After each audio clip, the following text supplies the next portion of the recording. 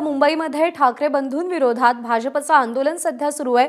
ठाकरे बंधूंना सद्बुद्धी द्या अशी मागणी केली जाते। तोंडाला काळ्या फिती बांधून हे सद्बुद्धी द्या प्रार्थना आंदोलन भाजपच्या वतीने केलं जात आहे। वेदांत नेब आपल्याला या सगळ्या संदर्भात अधिक अपडेट देईल। वेदांत,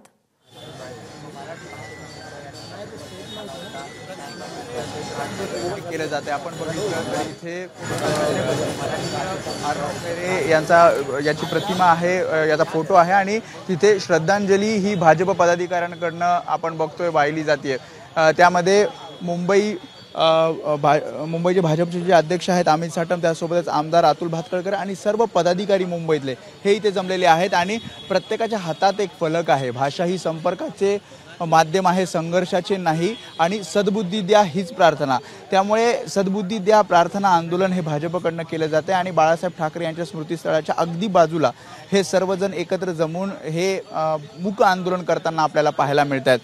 ज्या प्रकारे आपण बघितलं, अर्णव खैरे हा 19 वर्षाचा युवक जो लोकलमध्ये चढल्यानंतर हिंदी बोलत होता म्हणून त्याला विचारण्यात आलं तो हिंदी का बोलतो आणि त्याला मारहाण करण्यात आली आणि मग मानसिक तणावात जाऊन त्याने आत्महत्या केली असं त्यांच्या नातेवाईकाचं म्हणणं आहे। आणि त्यामुळे भाषावाद असेल किंवा प्रांतवाद असेल या संघर्षामुळे अशा प्रकारच्या घटना घडत आहेत आणि त्याला कुठेतरी ठाकरेंची शिवसेना आणि मनसे हे दोन पक्ष जबाबदार आहेत असं भाजपचा आरोप आहे। आणि याच सगळ्या प्रकरणात याच मुद्द्याला धरून आज आपण बघतोय मुंबई भाजप हे आंदोलन करताना आपल्याला पाहायला मिळते। त्यामध्ये मुंबई भाजपचे अध्यक्ष अमित साटम आपल्याला पाहायला मिळत आहेत, इतर काही नेते सुद्धा येतील आणि एक प्रकारे निषेध व्यक्त केला जातोय आणि हा प्रांतवाद किंवा भाषावाद या पक्षांनी थांबावा असं भाजपचं म्हणणं आहे।